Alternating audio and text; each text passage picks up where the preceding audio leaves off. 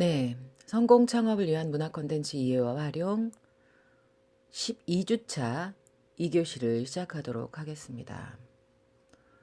1교시에서 여러분들이 정부 지원 정책 자금에 관련해서 제가 정보를 드렸는데, 제가 이 부분은 2017년도 그 PDF 파일로 나온 게 있어요. 그래서 이게 정책 자금뿐 아니라 아까 말씀드린 대로 멘토링, 마케팅, 해외 판로 수출 지원 확보, 뭐 디자인 페이지 아니면 특허 법률 뭐 이런 쪽으로도 이게 시기별로 2017년 상반기, 하반기 또 1월부터 12월까지 아주 디테일하게 아주 나와 있는 자료를 자료실에 올려놓겠습니다. 그래서 우리 반장 승윤이도 특허 관련해서 궁금한 게 있었는데 또 그런 지원 사업이 있는지 한번 우리 성권 친구들 39분 자료실 통해서 한번 다운 받으셔가지고 한번 쭉 눈으로 한번 살펴보셨으면 좋겠습니다. 그럼 오늘 2교시는 사업계획서 작성법에 대해서 강의를 시작하도록 하겠습니다. 제품 및 서비스 정의하기. 사업계획서를 쓰기 전에 어떤 체크 사항들이 있는지 한번 살펴보도록 할게요. 여러분들이 창업가 입장에서 만약에 개발할 아이템이 있다면 그 제품에 대한 어떤 이야기들을 사업계획서에서 다뤄야 하기 전에 한번 체크사항들을 좀 검증해 보도록 하겠습니다. 자, 첫 번째 맨 왼쪽 아래쪽을 보면 본 아이템의 물리적 그리고 또 기술적 특징은 무엇인가요? 그리고 또 두 번째, 본 아이템의 목적은 무엇인가요? 그리고 세 번째, 아이템이 해결하고자 하는 고객의 문제 또는 필요성은 무엇인가요? 그리고 네 번째는 경쟁사의 것에 비해서 독특한 점, 차별성은 무엇인가요?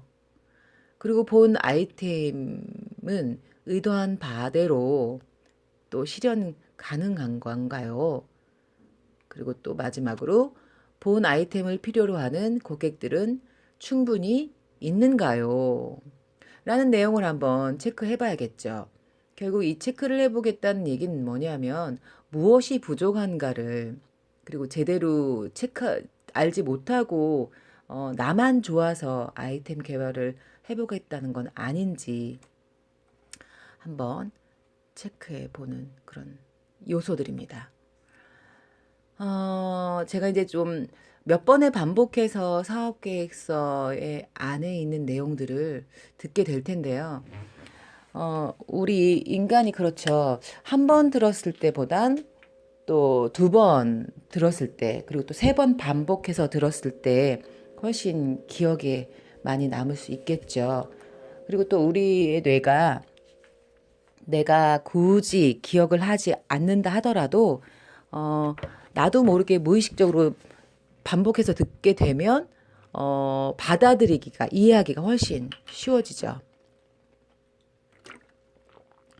혼자 동영상 강의를 하다 보면 굉장히 목이 타요. 쉴 새 없이 얘기를 해야 되니까. 자, 그러면 첫 번째 어떤 내용이 들어가게 되는지 한번 살펴보도록 하겠습니다. 창업 동기 그리고 팀 역량이라고 돼 있죠. 자, 어떤 창업 동기들이 있는지 한번 통계를 볼까요? 생계 유지를 위해서, 또 직장이 불투명해서, 취업하기 어려워서 같은 내용이죠. 그리고 돈을 더 많이 벌고 싶어서, 직장 생활하면 정해진 급여를 받게 될 수 있겠죠. 또 정해진 급여 안에서 또 생활할 수밖에 없는 거죠.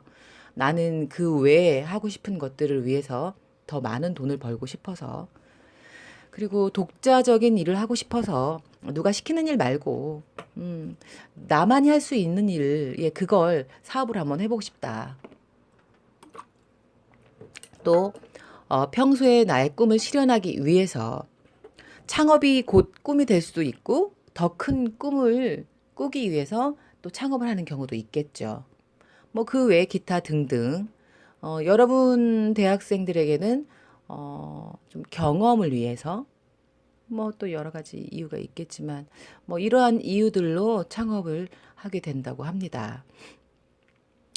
그리고 개인적으로 제 생각은 1인 기업으로 창업을 하기보다는 나와 같은 방향성을 갖고 있는 그런 친구들과 뭐 두 명, 뭐 네 명이든 그룹 창업을 한다면 외롭지 않을 것 같아요.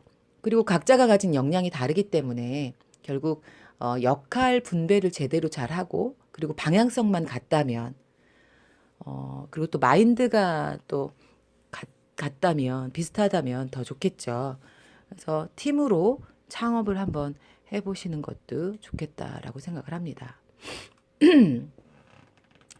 그래서 결국 창업 동기 안에는 내가 왜 이 아이템을 개발하게 됐는지 어떤 스토리가 있을 거예요. 예를 들면 지난번에 우리 건축학과 친구들, 세 명의 친구들이 개발을 하겠다고 했던 아이템은 건축학 전공을 했기 때문에 나왔던 아이템이거든요. 다음 주 오프라인 시간에 한번 또 발표를 통해서 여러분들이 어떻게 또 진행을 해서 마무리를 하게 됐는지까지 또 발표를 또 들어보도록 할게요. 그래서 창업 동기와 아이템 개발 동기, 그리고 우리가 그런 아이템을 가지고 개발할 수 있는 역량이 있는지까지 이런 내용이 들어가겠죠. 자, 그다음 사업 아이템 분석을 하기 위해서 STP 분석이 들어가겠죠. 이런 내용이 들어가겠죠. 많이 들어보셨을 거예요. STP, 세그멘테이션, 타겟팅, 포지셔닝. 이걸 좀 설명을 좀 드리면 내가 개발하고 싶은 아이템의 시장이 스타트업 기업들은 대부분 전부 다요라고 얘기를 해요. 근데 이제 그거는 성장 기업일 경우에 해당될 수 있다고 생각을 하고요. 스타트업 기업일수록 나의 고객이 좀 더 좀 정확하게 그리고 또 그 정확한 고객 대상을 통해서 어떻게 그들에 맞춘 제품을 만들 것인지가 중요한 거죠. 이게 결국 STP 분석이고요. 그래서 시장을 세분화한다. 세분화한다는 거는 여러분들이 혹시 경험이 있는지 모르겠어요. 통계청에서 인구 조사를 하러 옵니다. 그러게 되면 그 고객이 어느 지역에 살며 또 나이는 그 예를 들면 이제 그 지역에 또 어디에 또 아파트일 수도 있고 단독일 수도 있고 아니면 또 뭐 연립이나 빌라일 수도 있고 다세대일 수도 있잖아요. 예. 그리고 또 뭐 아파트에 산다고 하면 그 아파트 안에 뭐 한 가족이 사는지 그리고 또 뭐 네 가족이 사는지 그리고 몇 명이 사는지 또 그 네 명의 가족이 만약에 산다면 각각의 연령대는 또 어떤지 또 직업은 어떤 직업을 가지고 있는지 아니면 학생인지 또 학생이라면은 초중고 학생인지 뭐 대학생인지 그리고 또 직장 생활을 하는 부모님이 계시다면 또 수입은 또 어느 정도 되는지 등등등등등 여러 가지 고객을 인구학적 그리고 또 특성 심리학적 특성 그리고 행동 패턴 특성에 따라서 세분화할 수가 있겠죠. 그중에 우리는 어느 지역에 어느 또 아파트에 또 수입은 한 달에 뭐 400만 원에서 500만 원대인지 아니면 300만 원 미만대인지 아니면 그도 안 되는지 아니면은 500만 원 이상인지 요런 특성에 따라서 세분화를 해보는 거죠. 그런 다음에 그중에 우리는 우리 상품과 서비스를 이용할 고객을 딱 정하는 거죠.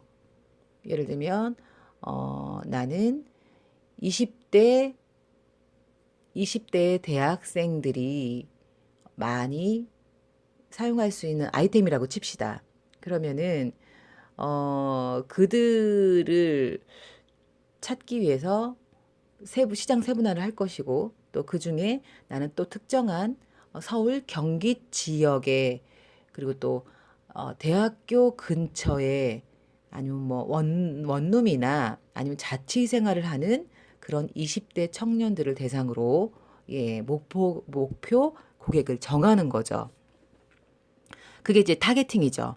그런 다음에 포지셔닝은 그들에게 맞춘 뭐 품질, 그들이 선호하는 디자인, 또 그들이 뭐 가지고 있는 어떤 취미 활동, 아니면 한 달 용돈, 그리고 어떤 그들의 어떤 문화생활 등등등, 이런 것들에 맞춘 품질과 디자인, 가격, 이런 것들을 맞추어서 포지셔닝하는. 그래서 이들이 지갑을 열어서 그 돈을 지급하는 그 결정적인 요인들에 맞춰서 포지셔닝을 하는 거죠. 이것이 곧 STP 분석입니다. 또 뒤에 가면서 또 뭐 두세 번, 한두 번 또 반복해서 설명을 좀 드리게 될 것 같아요.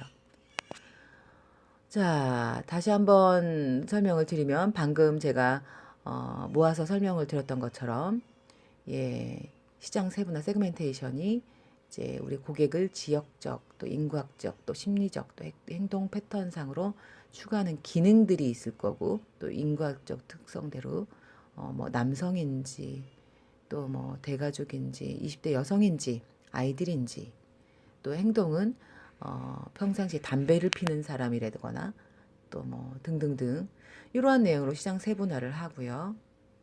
그 다음에 타겟팅은 말씀드린 대로 우리 아이템을 이용할 주요 고객을 좀 더 좁혀보는 거죠. 집중적으로 다뤄야 할 시장을 결정하게 됩니다. 우리가 결정을 해야죠. 물론 나중에는 그들이 찾아올 수 있다면 가장 좋겠죠. 그렇게 해서 타겟팅을 하고, 그 다음에 포지셔닝, 그들이 구매 결정을 할 수 있는 요인을 분석하는 거죠. 그래서 우리는 예를 들어 뭐 여기 지금 기능이나 속성에 의한 포지셔닝을 할 경우, 뭐 미백치약 같은 경우는 그 특별한 기능이 있잖아요.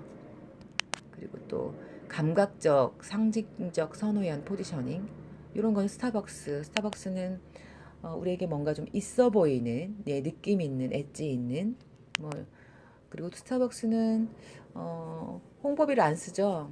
대신에 지리적인 요건으로 가장 우리들이 잘 보이는 곳에 위치되어 있는 거죠. 상징적인 거죠. 뭐 3번, 4번은 여러분들이 보시면 아실 것 같고요. 이렇게 해서 포지셔닝까지 하게 되면 STP 분석이 끝납니다. 여러분들이 그 STP 분석을 해야지만 우리 아이템을 어떻게 마케팅할 것인지, 또 수합 분석을 통해서 또 경쟁사 분석까지 어떻게 할 것인지가 나오거든요. 그래서 제일 중요한 분석 중에 하나라고 생각이 됩니다. STP 분석. 우리 물건을 누가 살지도 모르고 사업 계획서를 쓸 수는 없죠. 아이템 개발도 마찬가지고요. 그래서 사업 아이템을 결정을 할 때 가장 중요한 포인트는 과연 누가 필요로 할 것인지, 이러한 상품을 니즈를 갖고 있는 고객이 누구인지를 찾는 게 가장 중요한 것 같습니다.